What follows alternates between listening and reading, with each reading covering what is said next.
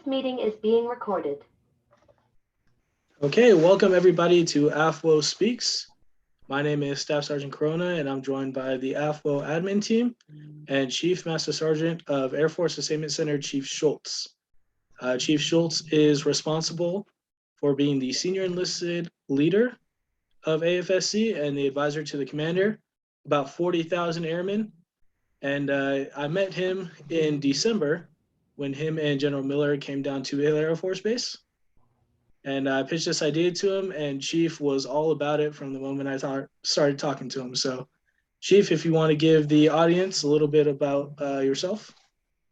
Yeah, I think you did a good job kind of laying out what my job is now. But after hearing what we're going to talk about, I think there's a couple things of interest that I'd like to share with you guys in my career and in my life. We're going to talk about mental health, right? And so I had a couple opportunities in my career to really step out. I'm a port dog by trade, so loading heavy planes for many years. And so a little old, one thing I'll share is I was a little older coming in to the Air Force, not by today's standards, right? But back in 96, a 25-year-old airman was a strange thing. They called me Senior Citizen Schultz when I made senior airman. But I had come in with some life experience. And so that kind of put me in a spot where I remember being an airman that a lot of other airmen came to as they were dealing with stuff, because I just had a different life perspective. I'll bet you there's some airmen out there who nowadays, the norm is a little bit, that's more of the average, or right in that, just before that. And so I think there's a lot of airmen that can relate to that and bring a lot to our Air Force in terms of perspective on resiliency and mental health. And they've had some life experience to share. The other thing I'll share with the team and with the audience is I was a first sergeant for about 4 years overseas at Yokota Air Base, and I spent time in all the groups. And really, so since my days of being a master sergeant, I've been in that triad of leadership up until now, and a lot of people things, right? So a lot of things that happen to airmen come through the first sergeant and the SEL and the chief's office. And so I've spent probably the better of the last 15, 16 years operating in that realm. And a lot of that dealt around mental health issues, whether it was that was the priority topic, or other things were happening in that airman's life that were because of that, and it was a little unseen. And so I just share that with you because obviously you want to establish, you got some credibility out there, like, wait, why is Chief Schultz here talking to us? So happy for the opportunity to come here and share my perspective. And so, yeah, look forward to your questions and hopefully some conversation from the rest of the team too. Awesome. Thank you, Chief. So we're going to kick it off. Sergeant Ian Bush will be the first to ask a question. Hey, Chief, how you doing today? I'm doing good. Ian. Thanks. So, Technical Sergeant Ian Bush. I'm over at Cannon Air Force Base, New Mexico. I'm part of the 27 SOAMXS CSS as the supervisor for the commander support staff. Really appreciate you taking time out of your day to talk to us, and I know the AFWO crowd's going to be really happy about that too. So, really was looking forward to speaking to you, and I am looking forward to speaking to you. My question for you is threefold, so I know you can handle it. I have faith in you, sir. As a senior leader. Put it already. And yeah, right. You're like, I'm getting the pen and paper. As a senior leader, how have you propelled mental health initiatives? How do you propel mental health initiatives? And are there any barriers you see that may cause a disconnect between the Air Force's intent and its actions to tackle mental health? Yeah, no, great questions. So the first thing I think is I'm really of the mindset of being proactive. I think the training that we receive and how we get after mental health seems a little bit reactive in my career, right? So most of the time it's, hey, someone comes into your office, they've got an issue, and I've got to look through the Rolodex of here's the right agency I've got to use. And as a young supervisor, that seems like what you're supposed to do. I think sometimes we don't often act proactive enough. And what I mean by that is think about the folks that you're willing to share your troubles with, right? And so when you think of that list is usually pretty short. It's close friends, and they're pretty close to your rank usually, right? Or family members or something like that. And so if you as a leader, as a senior leader, expect to be the person that someone, comes to and confides in, there's an investment to be made prior to that, right? And so are you behind your desk all day thinking they're just going to come in and go, hey, I got this issue and I'm going to tell you everything about it? That's not how things work. And so often I spend my time outside. Sometimes it just seems like casual conversation, but what I do when I'm out talking to folks is learning who they are, what's their background, what makes them tick, what's their likes. And sometimes you'll be able to detect issues early by doing that, but sometimes it's just establishing, credibility with them and making sure that they know you're someone that's open, that, hey, this is someone I can envision myself if I had trouble. I could come to their office and talk to them, because that's part of the barriers that we have. Listening is a big part of that, right? And so I usually have a sticky. I early in my career, not a good listener, right? And you're a young person, I was kind of into what I was doing, and so somewhere along those lines, I stuck a sticky up there and it said listen first, as a reminder. And so when folks come in, folks want to talk to you. And if you're too quick to kind of jump to the gun and say, hey, I've got a solution, because a lot of us in the military are type A, we're problem solvers. And you jump quickly to, hey, I've heard this one, I've got the perfect solution for you. But it's not a one size fits all, right? And so listening is a huge component to folks being open and talking with you. And then the last part is really, I view like what I try to do is share and be vulnerable. People know when you're not being genuine. They can detect it pretty easily.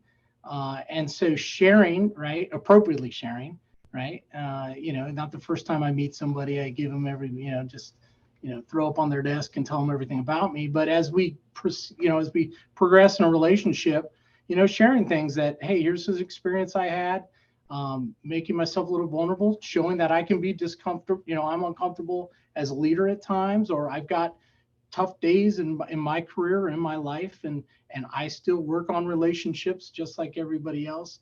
I found that opens people up. So when the time comes, I like to think that either when they come to me because of that, or when I'm that office that situation flows through, they don't necessarily dread that moment. They go, oh, okay, we're going to go see Chief Schultz. Here's how he's already someone that comes around, talks to us. He's reasonable, and it helps the situation, Joe. So that's how I try to get after it personally. When it comes to barriers, I think the term stigma, right, has been around since I joined, right? Like, we have not stopped saying there's a stigma with mental health. I don't know that we'll ever get to a point where we don't kind of associate a stigma. But I think there's a couple different ways you can kind of try to get after that. I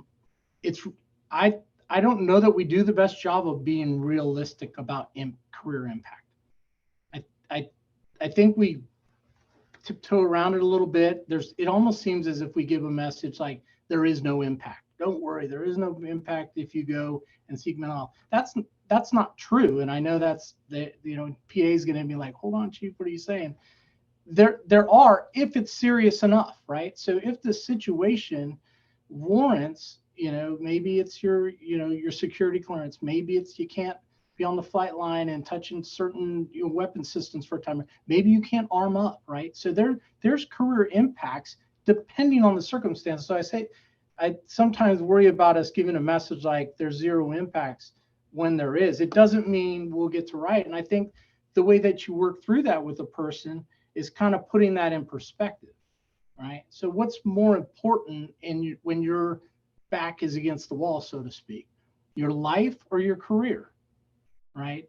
Career is just an element of your life, right? So let's take care of life first, and then we'll minimize that. Of course, we'll always look to make sure we're doing the best for you in your career. But I can't get on board with the message of zero impact. I don't know that anyone's really said it that way, but I think sometimes we try to skirt around and make it seem that way, as if that's going to make more people apt to go get that, but they see right through it. And so I think having more real conversations like that is going to be helpful.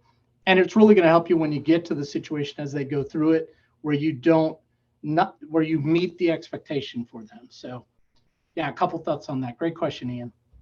Thanks, Chief. I really appreciate you. I connected with a lot of that too, especially the type A part of what you said, right? Because as airmen, we're still trying to mold, airmen little a, we're still trying to mold, right? But as NCOs and even senior NCOs, can't speak on senior NCOs right now, but you almost have to be a little bit type A, like, oh, I know the answer. If I don't, I know the person. So I really reflected with what you were saying on that. And I really do appreciate you highlighting that, hey, sometimes it is good just to take a step back, take a breather, internalize it, use your chain, use your community, and get after the right answer. So that was the one thing that I really, really like. I really appreciate you saying that, because I think it needs to be said more often. It's great to hear that you're already thinking like that, because it avoids there's a pitfall in there too, where you overreact to something that's brought to you, where you think, oh, this must be something I've got to take all the way to the mental health office, or I've got to, and someone's just looking to vent, right? And that's a huge turnoff. If I go to your office and I'm just looking for a little bit of, hey, I had a tough day, and the next thing I know, you've got the first sergeant, we got the chaplain, and we're going down a road of this is, and the likelihood of them coming to you, or what your reputation as a senior NCO on how you're going to react will be out there. And so you can run into a pitfall with that. So it's glad to hear that you're thinking like that. Thanks, Chief. Hey, Sergeant Corona, I believe you have a question as well now. Yeah, it'll go to Richie. Richie, you're up next. All right, Chief, good afternoon or good morning, wherever anybody is listening on.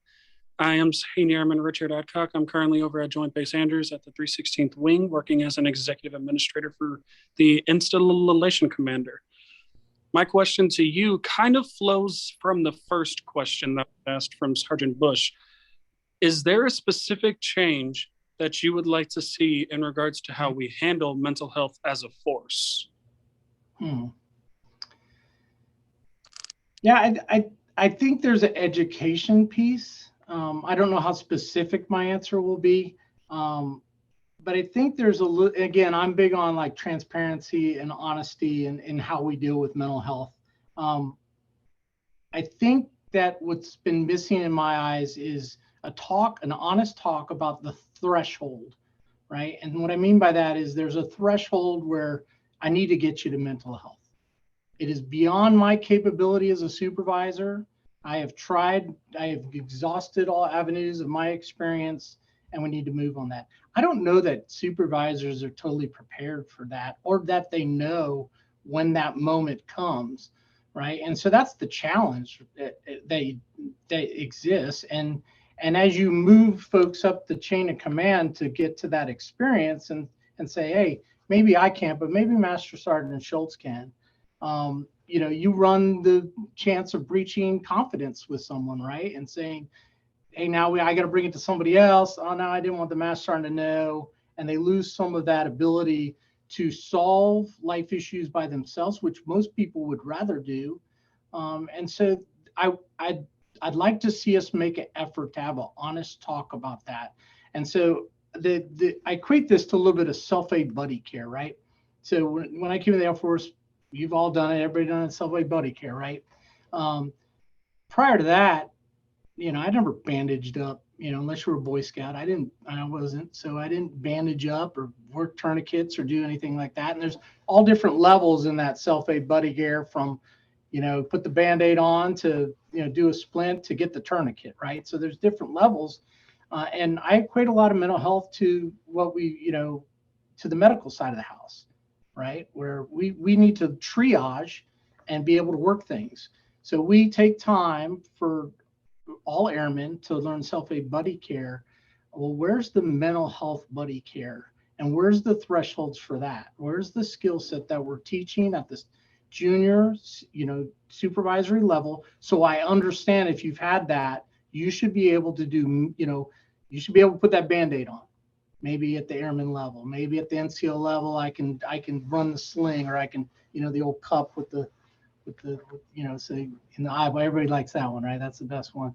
The sucking chest wound or whatever, right? So there's a triage agreement. And I'm not saying we don't want to get people beyond any scope that they should be able to do on a normal, but I think there's some untapped ability within our force. And I think we might talk about it later, but what that'll help to do is alleviate some of the pressure put on our mental health professionals. I think there's some things that we can solve, but we got to equip our forces to solve those. And so I'd like to see a good, honest talk first about it. You got to acknowledge the problem. And then I'd like to see some investment in that. If you give me that, I guess it did get a little specific there. Hope that helps. Yes, Chief. Thank you so much for that. Now, Master Sergeant White, Joshua, over to you. Hey, Chief. Just to go off that last question a little bit and your answer to it, it kind of reminds me, as I sit here in public health contact tracing, I got pulled out of honor guard a little bit early to help with the pandemic, and it kind of reminds me of the Air Force and the DoD as a whole being spun up on how to handle COVID, right? Because the way we treat COVID is the way we would treat any infectious disease. And it wasn't new to public health per se, but all those protocols were new to everybody else. Excuse me. So like the contact tracing, the social distancing, like those are all concepts that, public health and the medical field have known for years, but it was new to everyone else. But as time has gone on, we've come up with so many different educational pieces. We just put out so much education and slides and PowerPoints and answered so many questions that we don't get a whole lot of questions now because we've empowered our wing to kind of know what to do when a COVID positive pops up or someone symptomatic pops up. They already know what to do. And so I think it's kind of in line with that, what you were saying. So if we could treat mental health the way we've treated and attacked COVID, I think we'd be onto something there. Yeah, I think that's a fantastic comparison. Great comparison. Yes, sir. Okay, so here's my question for you, Chief. So with most stressors being able to be handled at a first line supervisor level, what actions have you entrusted your leaders to take in order to reduce stressors for those under your command? Okay. Here's the one where I'll share a little bit with you and maybe get to that opening up, being a little bit vulnerable piece. So I like to work with my folks on their work-life balance.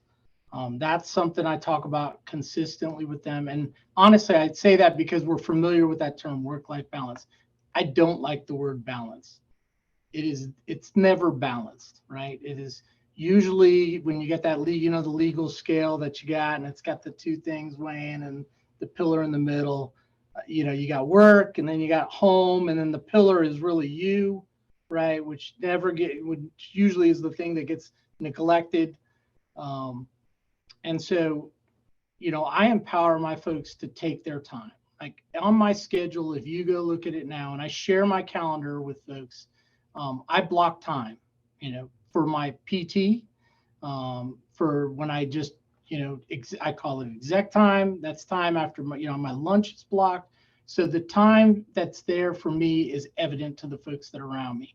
And so I try to instill with them that you've got to do it. And the more junior you are in your career, that's when you need to do it, because your schedule does not get easier, as you believe it or not. It does not get easier to manage. So starting those habits when you're coming up through the ranks is the best time to do it. And so building that time in, and now at this level, right, it's even my off-duty time. Like I've got to find a way to get my leave. It's hard for me to take, 30 days. I used to take 30 days between assignments. Like that's not a thing for me anymore, right? So how I take my leave and manage it so I don't lose it and that I make that time meaningful has become an effort, and you have to be deliberate about it, especially with all the things pulling at you as an airman to go and do. I prefer to call it work-life harmony, right? And so in that scale, there's buckets, that weigh you down. And so I look for those opportunities to pay into each of those buckets, right? Because there is going to be a time there is going to be a time when you have to sacrifice. And that may come at the expense of your job, because you may have an emergency with your family and you may need to be away, or you may have some health concerns, or you may have a mental health concern that takes you out for a minute and you've got to address it. And so if you have not paid in, it makes it more difficult. So I pay into my job when I need to, when I'm there. And then I pay into that bucket of my family. And I'm lucky enough now, my wife, Donna, is at the house. My 2 kids are 2 adults. And so I still pay into those buckets. So if, lo and behold, the Air Force asked me to deploy or be away or not be able to make an important event, that my family knows that I put in. I wasn't always like that. And that's the vulnerable part I share with you. I will tell you, I had a career spattered with moments of overworked, overindulgent work, just that I did that. And some of you are probably doing it right now. I see a couple of head nods. And because there's pressures with that. And so it's interesting to sit and say, hey, I did it this way and didn't quite do right. You do it right. You'll probably do it much like me, but to your best effort, try to pay into those buckets and keep that balanced. Because in the end, I think, when you go around and you ask people why they do what we do, why do you serve? Generally, somewhere in there is the answer of the folks that you love, right? Whether it be sister, brother, a best friend, a child, parents. And in the end, after 20 years or, 26 years, you hang it up and you turn around and you've been charging and no one's there. You've lost them in the rearview mirror at some point. That's not the situation you want to find yourself in, regretting the times that you did have, where you could have paid into the family, could have paid into relationships and didn't, and then could have paid into personal health and your own mental health, physical health, and self-improvement. So hope that answers your question. Yes, sir. And I love that concept. I've been hearing more about it lately as time goes on, but about basically investing in your family, investing in whatever you're handling in that moment. Exactly like you said, because there's going to be a time where you need to kind of cash out, right? But if you haven't made that investment, it's not going to work. So, if you've been neglecting your marriage and suddenly you're getting deployed and you're going to cash out and say, hey, I'm going to be gone for 6 months. Is that okay? They're going to say, no. But if you've been present, and honestly, and they're not, and they can say no, but it's not going to be a choice. And then what that means is that marriage might very well be ending. And so that's the reality of it, right? It's not that they'll say no. It's that there is no at some times. And then you lose folks and you lose loving relationships because of it. Absolutely. And then you kind of also, when you talked about the harmony, the work-life balance, work-life harmony, it reminded me of something really cool, because I'm a visual person, but there's this book here, The Paperback Mentor. And in that book, he comes up with a three-sided way to balance your time. So whatever you're focusing on here at the top. So at the top here, it says family, but in this hourglass, it has 3 parts to it. So as you're focusing on career and self, you're draining from family. And he said the goal is to keep rotating that. And I just thought that was such a cool visual aid there that I just never forgot in this book. So when you said harmony, this is the first thing that came to my mind. No, I like that too. And believe it or not, I'd probably put self in right there at the top. It's the old you're in the aircraft and they say, hey, put your mask on first before you put it. Right? That's the old cliche. And it's true though. I mean, how good are you going to be at your job or at your family if you're not taking care of yourself? That eventually comes to a head and bubbles up in other ways. And so I think, unfortunately, that's the first to go. That's the first to suffer. It's the first where we think we can take cuts in and not make it evident because we want to be everything to everybody. And so if I can just encourage folks to be purposeful with that and block time and make that effort and establish those habits early, and hopefully that'll carry on to success. Absolutely, Chief. Thank you so much for sharing that. And I'm going to throw it over to Drea.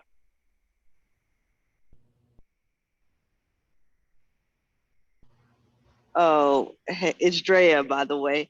But I forgot what I was going to say. Chief, I had a question for you. So the first thing I wanted to kind of touch on, and this is kind of off script, so hopefully Al doesn't get mad at me.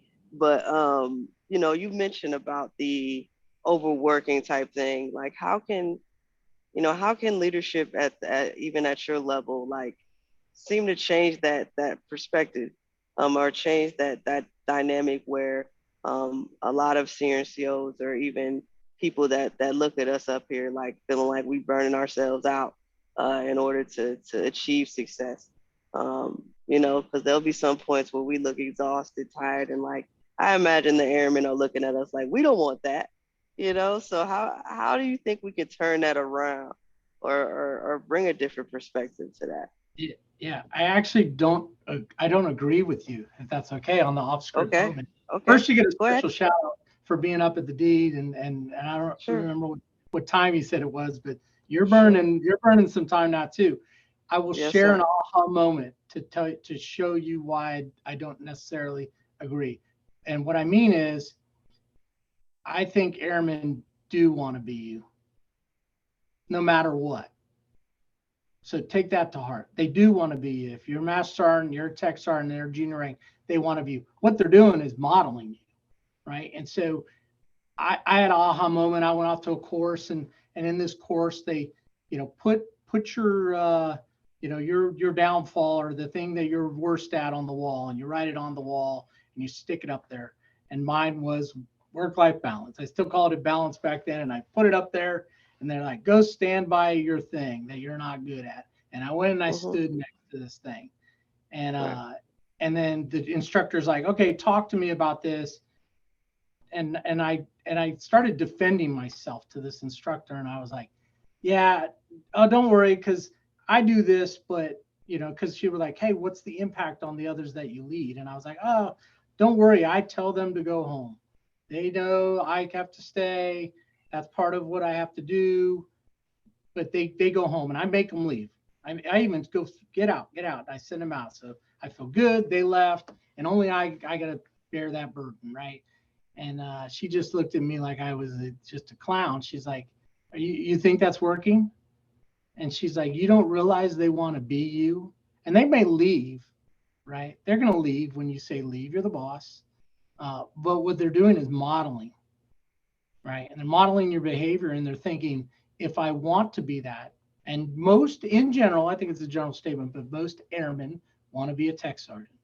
Most tech sergeants want to be a master, senior, and masters. They all want to be chiefs.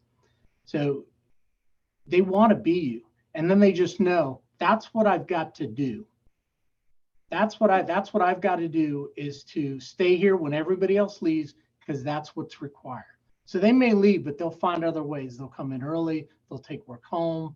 They will overextend themselves to fulfill this image of what they think you're doing or what you actually are. And so you've got to your actions are what matters.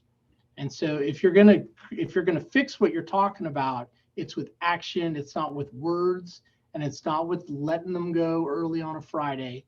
It is with leaving and clearing them out, or making part of that time a little bit of downtime at the end on a Friday, where you say, hey, I'm shutting down. We're shutting down. We're just going to have time to sit around and get to know you. Whatever it is that you do, it's got to be actionable. And so then they model that. So think about if you were doing that, and every airman you touched or worked in your section modeled that behavior rather than model your behavior of staying and burning the clock until you're exhausted. So see, I don't think I actually disagree, but I sort of do. But yeah, it's a great question. I just think if you think airmen don't want to be you, yeah, there are some, but they do. They want to, and they look up to you. I mean, I aspired to the folks that I worked around my entire career. And many of them did that. And I found myself in that trap. And so to kind of break that cycle, take some different actions. Right on. Thank you, Chief. Yeah. I think I'll let Richie. Richie, you can take the question that you were going to ask. Is it the one that's under you, or do you want me to do the one Yeah, that's under? the one under me. Got it. So, Chief, for you, is there data or data that you think is the trigger point to identify a mental health crisis in the Air Force that draws a strategic investment into the equation? I don't know exactly which data point that'll be, but it'll be the one that is mission impact. Right. And when I say mission impact, I mean like we don't deploy a unit, we don't launch a jet, right? Something breaks in our ability to execute, right, the national defense strategy in our role to support that.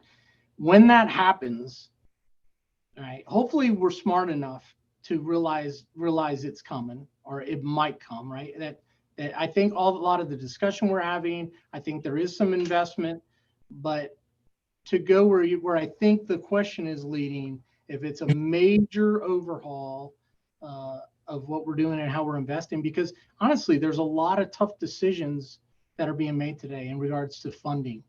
You know, we've got a lot of needs in our Air Force. We were adjusting to some new challenges around the globe, right? In this near peer competition that we're doing, and that takes money, right? And so, you know, airmen are a weapon system too, is what I'd argue, right? But that doesn't always win the argument, right? Because that gets paid through pay and benefits and different things. And so this is additive. And so when you add, that doesn't mean the budget increase.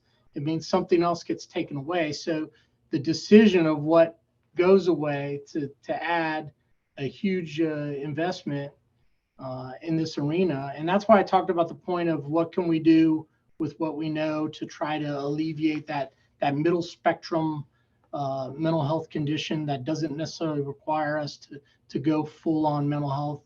I know we have other avenues. You know, we've got our chaplains, we've got our other mental health providers that are on base that are, you know, below that threshold. But yeah, I think it'll take something big like that. If it ever impacts the mission, I think you'll see us have to pivot and turn and make a larger investment.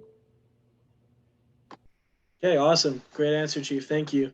Next question I want to ask you. You touched on it a little bit earlier, but I want to know, do you think that there's special consideration taken by other senior leaders, so your peers, to combat mental health challenges? Most of these challenges occurring due to specific mission. So either an ops tempo, or if they're at a GSU, do you think that those objectives are things that we can meet or that we are meeting? Yeah, it's tough because, you know, obviously from where I sit, I've got, you know, 8 wing equivalents scattered over the US and beyond. And so that's a challenge. It's a communication challenge, right, as a leader. But I think you can't really expect yourself to be everywhere at one time. You like to think you can balance that, but there's leaders on the ground. And so the way I kind of get after it is I've got people that I check in to get the pulse, right? The boss and I do visits. And believe me, you think, you know, it's the old dog and pony, right? That's what they call it. But it's amazing how much you can tell when you're walking around an installation, when you're walking around a unit.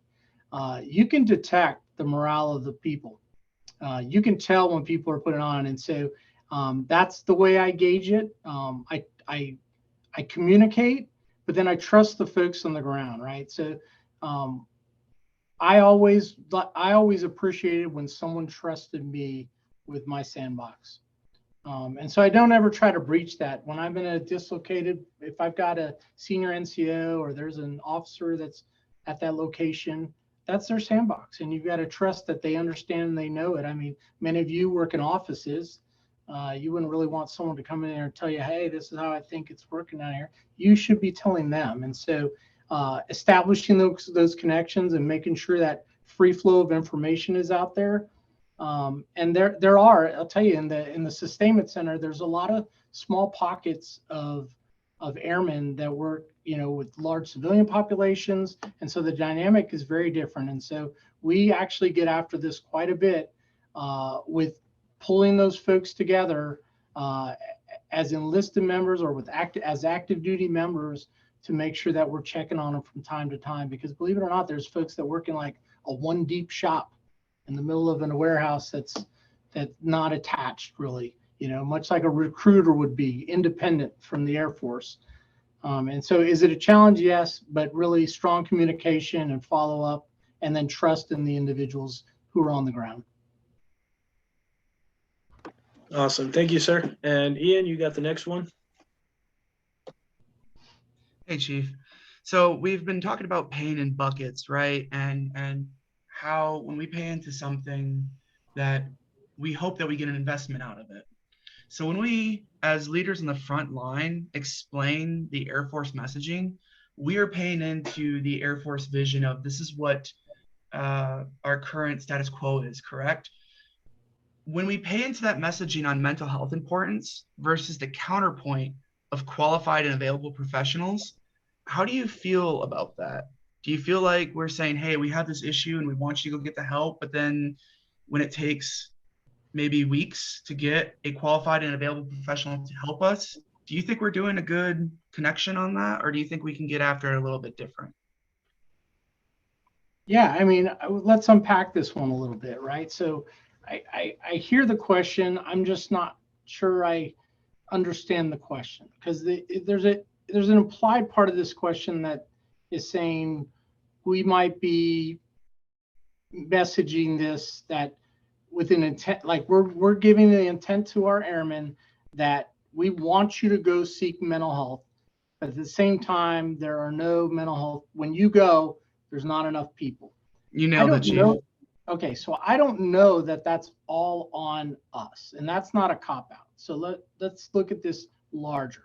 This is a nationwide issue, right? The lack of mental health professionals is nationwide, and so you only got so many. So if you have a finite number of a resource, and then you encourage folks to use that resource, and people take you up on that, and you don't know what that reality is going to be. So we established those numbers of folks that we had doing this job for us based off of utilization at some point, which was utilization was down. Now, could we have predicted that we would have saw the surge that we've seen, right? Or that we would go through COVID, which has increased it, and some of these other circumstances that's increased the utilization. There's a lot that's contributed to that. Now, can I just snap my fingers and create another 10,000 mental health professionals? And where am I going to, even if they were out there, the draw for them to come to a government paid job in comparison, like we know the reality is most private sector jobs pay more than what you might receive doing it in the military, right? And so so here's the example I'll give you. So we started to stand up True North at Travis Air Force Base when I was the command chief. And we went to hire the folks that would come over and do that job. Where those folks came in to be our mental health professionals into the True North program? Out of our hospital, right? So it's not like new people came in. We just took from one mental health office resource and the people moved over, right? And so do I think it'll take time? Yes, it's going to take time for that demand signal to hit the nation, and then the nation to respond. People, that's part of economics, right? Supply and demand. And so the demand is increased. That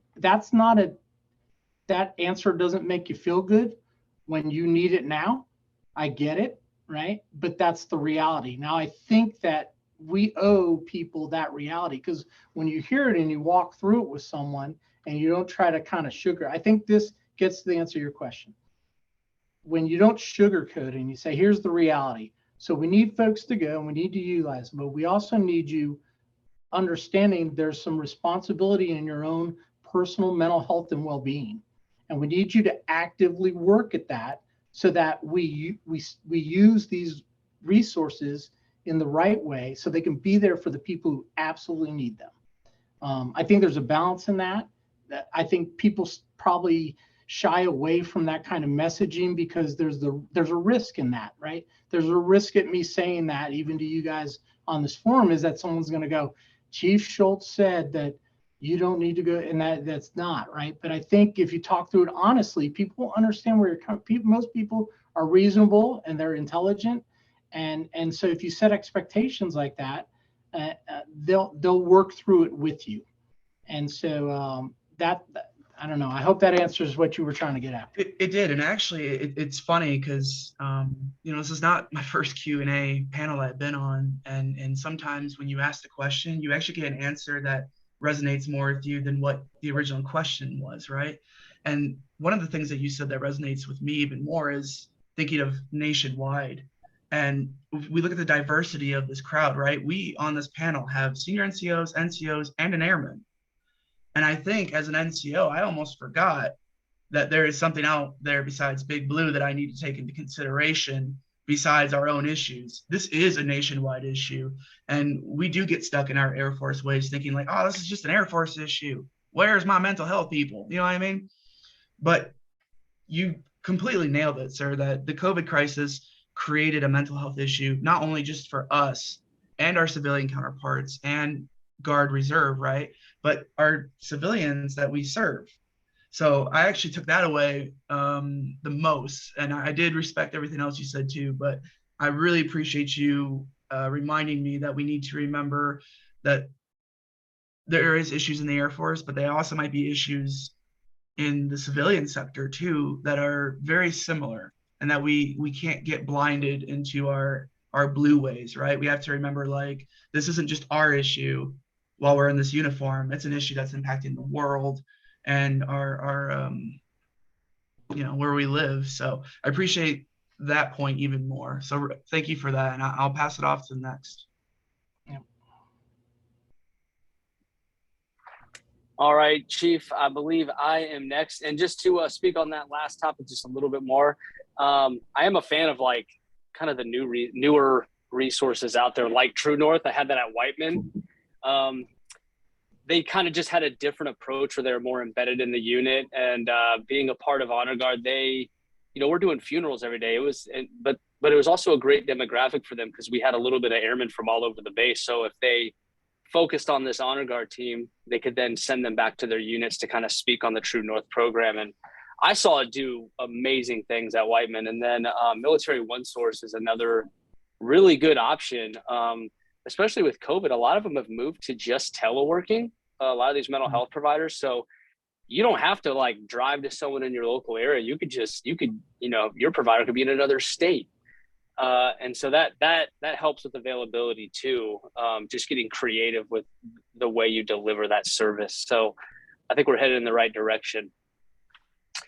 Okay. So my question to you, Chief, is, how have you seen social media affect the ability to communicate to airmen as a leader? And what has it taught you about mental health? So you're gonna tee me up the social media impact question, huh? Definitely. So I'll share with you. So I have both a personal Facebook page, and I also have a professional Facebook page that I use to communicate. I use them very differently. And so I've used them at all of my, since, my every command chief job that I've had, I established, or there was one existing for that command chief. It was never a Chief Rob Schultz. It was a command chief of Facebook page. And so what I can tell you is I went in with those expecting to highlight some airmen, give the story about what's going on, pass information, and thought maybe there'd be some engagement. But what I had at every location at some point was some airmen, and when I say that, that's big A, so that's officers enlisted and civilian, reach out to me. So there's a way through those that they can come in and send you a message where they either were in a problem situation, needed something solved. And then even a couple of them that were a crisis, I'd qualify as a crisis in the mental health realm situation, and it helped, right? And so even though I had small audiences, and not a lot of folks would write. I'd get the what do they call it, the like and the heart. I'd get a lot of those, but not a lot of people write. But somehow, through being out and offering that venue, there's airmen that's part of their world. That's part of their daily regiment, is to operate in the virtual world, and that opened a door. And so I just encourage leaders to have some form of that, right? So there's a whole different bunch of different degrees on that spectrum. But you can be fully active. I consider myself moderately active, and I was still able to get folks to reach out through that because I was in their space, right? And so we talk a lot about getting out from behind the desk and walking around, and that works for some people. But if you're in their space, if you're on Facebook, and I realize I got to update, I got to get I think I did have an Instagram for a while out there, but I got to update. Maybe you guys can help me with that to stay fresh. But doing that, I think, was helpful, and it was on their terms. There was probably a little feeling of anonymity through that, not having to walk into my office, and so yeah, that's how I try to do it. And when it comes to mental health, I'll tell you some of the things I observe, and this is not the old man bashing on social media, but it might go a little down that line, is, there's a lot of folks that go in there and just find the negative and the most positive thing and drive it home.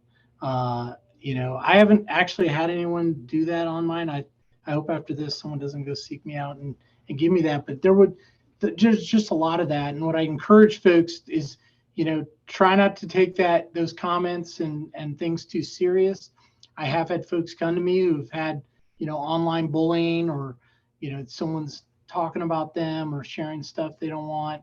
And, in the end, this might be controversial to say, but it's not reality. Like, it's not real life to me, like at least from my generation's perspective. I'll qualify and say it like that. And so keep it in perspective that people get bold on there and do things.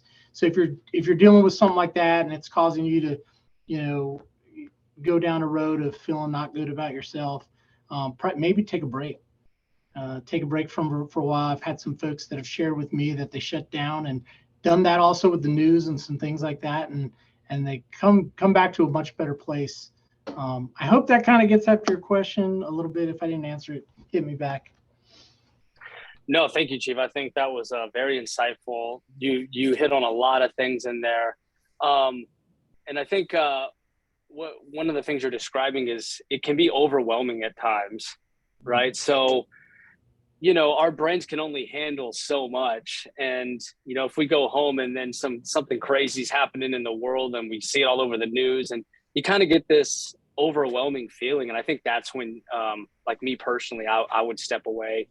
Another point I think would be a good time to step away is if you're just kind of mindlessly scrolling, just kind of when there's so many other productive things you could do. So I think with social media, it's an amazing tool, but just having your own limitations and having your own set time for it versus just constantly looking at it, observing it, I think is a much healthier way to go about it, just in my own experience. So thank you for sharing that, Chief. I appreciate it.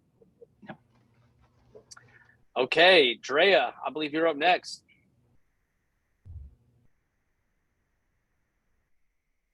So, Chief, we also want to kind of talk about our military families. What would you suggest an airman take if their spouse or family, or what avenues do you suggest an airman takes if their spouse or family member experience a mental health crisis? Yeah, so I think this is a heavy question, right? I think of all the questions we ask, when you talk about your family, and I will include the active duty member as a family member of the family member, right? So someone very close to you in your home is going through something, and you're observing this, and then you get in the dilemma, right? Which is a feeling, am I going to betray the trust of the person in my home and divulge the circumstance they're going through? Sometimes they may even be saying they don't want you to do that, right? What I would tell you is, I talked about earlier putting things in perspective between your life and your job, right? And so this is between someone being very, very, very upset with you and someone potentially, let's just talk real, like maybe deciding you've breached the trust too much, they don't want to be with you. That's what we're really talking about. And so that is tough. But you've got to realize when it's beyond you only have so much skill unless you are a trained mental health professional. And you've got to realize when it's beyond what you could cope with yourself or what you can help them through. And then you've got to seek help. That is a brave decision to make, knowing the consequences could be, the loss. But the other alternative is the true loss of their life or something that, which I think is a higher degree. And so that's really a tough talk to have. I suggest that if you're in a relationship, that you have that talk before you're there with the other individual. So you're in a relationship, you're at home, so I often found the great way to get to the right solution is to have a talk before a decision needs to be made, because you're more rational, you're not in the moment, right? If you imagine you making a decision when all the pressure's on you, that's the wrong time to make that decision. It's easier when you come to an agreement, because think about it, if you're both rational and neither of you's really going to that, but you've entered into a marriage or relationship, and you say, if that time comes when you really think I need it, that I can't see it anymore, are you willing to step up for me? I bet you most of us would turn to that other person and say, yeah. And so that, I don't know that it'll completely alleviate it if the time comes, but it gives that person a little more courage to go do it. So that's something that I would throw to you. A little off the topic, but kind of related to that, I want to share a little something with you. At Travis, and I got to give full credit to this to my old boss, Colonel Simmons. Love him to death. He's still there, the wing commander at Travis. We were trying, when it comes to suicide, and I know this is not a complete suicide conversation we're having, but when it comes to that, it goes into that reactive category. I think we know what we should do when we react, when someone, has an ideation. But what are we doing proactively? And so he had this program that he brought from his other base, and I jumped right on board with it. It was called Who's Your Person? And so if each of you could just think for a second, and if you're in the audience, think for a second, like, who is your person?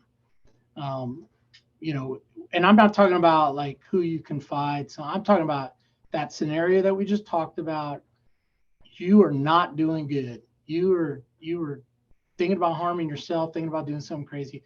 Who would you go to with that and say, hey, I need someone to step in, right? Yeah, you point some fingers. That's great. I'll tell you when I did that. So the telltale thing about that was when I did it for myself. So when I did it for myself, and this might be true for some of you, a couple things I noticed. My circle was who's my people? My people was very small. It was a very small group. And I've been around on this earth for a while, so you thought it would be a little bit, but it wasn't. And it was either a longtime friend from youth, even prior to the Air Force, or a family member, a sibling, a parent, right? Or a spouse, right? And so when you think about that, and it's Staff Sergeant Schultz, I'm like, you can come to me, or Chief Schultz, you can come to me if you're in need. We do that as supervisors. But think about that circle you're trying to break into right there. Like, that's significant, right? And that doesn't happen with you one time walking up and saying, if you ever need somebody, I'm here for you, right? And I think we're we're operating on a premise that young supervisors or even first sergeants, that you can instantly tell someone and then we can get to that. And even through casual, I could work with someone for a year and they don't ever break in that group. I could work with someone for several years, and I did, and they never made the group, right? And so is another thing that we could be encouraging and working towards and investing in is strengthening those relationships that people have with their person. And so do we encourage that the way we encourage supervisors to break into that circle? I don't know that we do. And so that was an effort that we had, was to point that out. And so the questions you ask is, who's your person, why are they a person, and do they know, right? And there's a big power in telling the person they're your person. Because when I thought about it, Donna, my wife, is my person.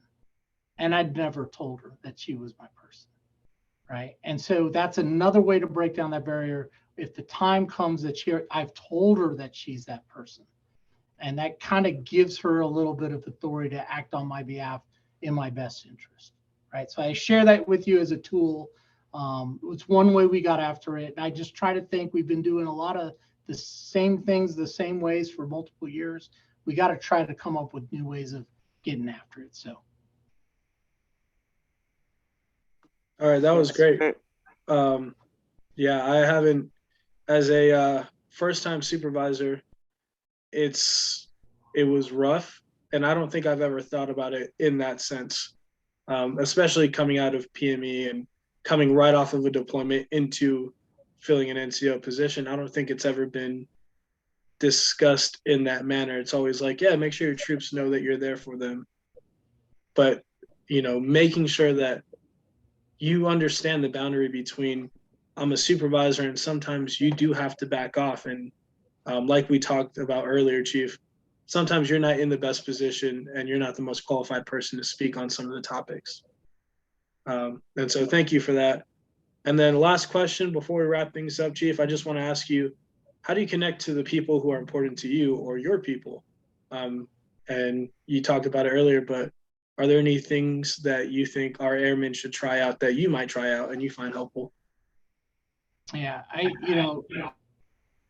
I usually, and so my soulmate is Donna, my wife. And so anything I have planned, she's part of it, And so there's a lot of demands in what I do. And I'm sure there are at all of your jobs where, I've got things that go on after work, social events. And so making sure she's part of that, right? And so what you do as a profession is part of your life too. And so if you're isolating yourself during that time from your spouse and your family, and just it eventually those can become two, your life can be in two separate places at one time.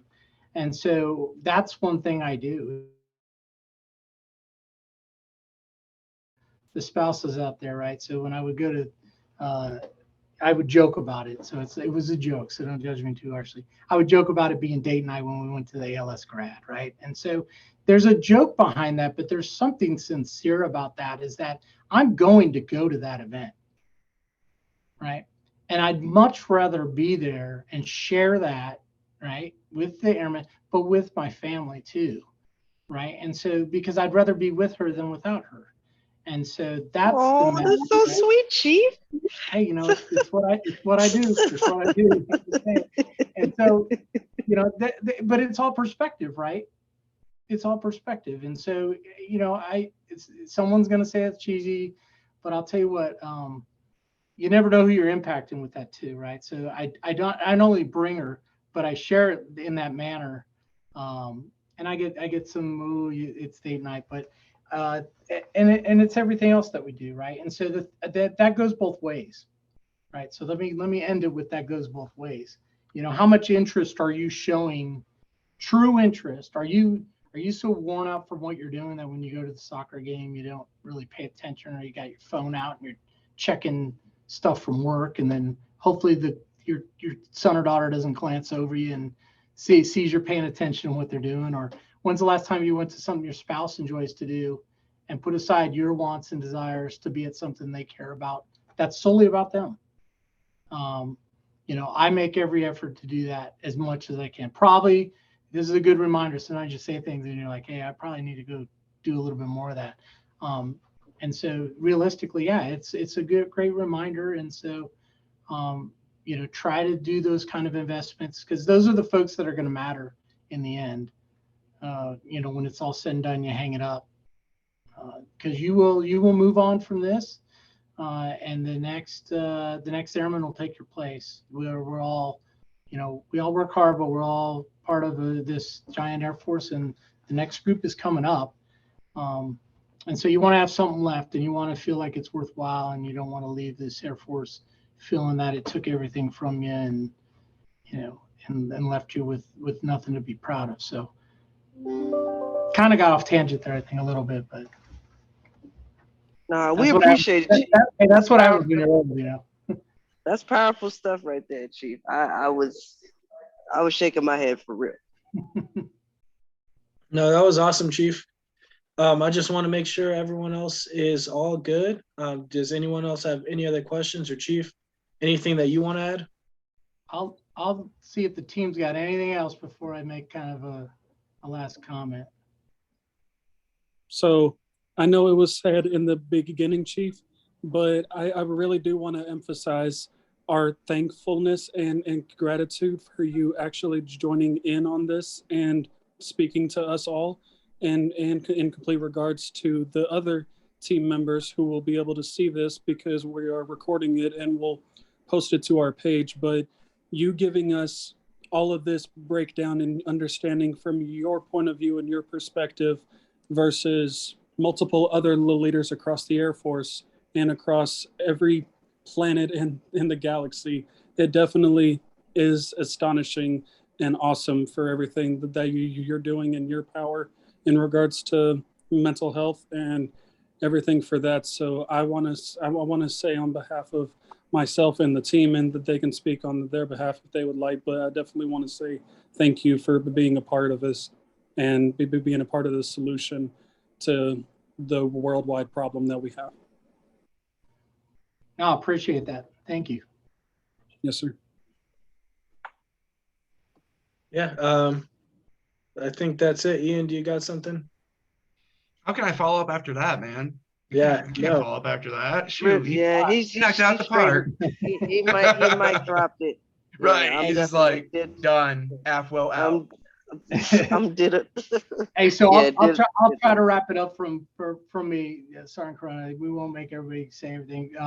I do appreciate those comments, but honestly, I look at it like, this is what we're supposed to do, right? Like you get an invitation to talk to airmen about something that we all care about. You better be taking that opportunity. So any of our senior leaders out there, if you watch this, and this team comes at you and they got something for you to talk about, you better take them up on it. Just to stay back on the subject and kind of wrap it up, a couple closers. Slow down, everybody. Slow down. Some of the best advice I got was slow down. The things that truly are emergencies, you'll know when that is and when you got to act. But most of the stuff that you deal with on a day-to-day, we kind of get ourselves excited and it creates anxiety and we get overworked about it. When you slow down, you make good decisions, and that it ultimately results in speed, right? The speed that you want, because you make less poor decisions that you got to recover from. And don't overextend yourself. And I say that as a lesson that I took major lumps on during my career, is overextending myself.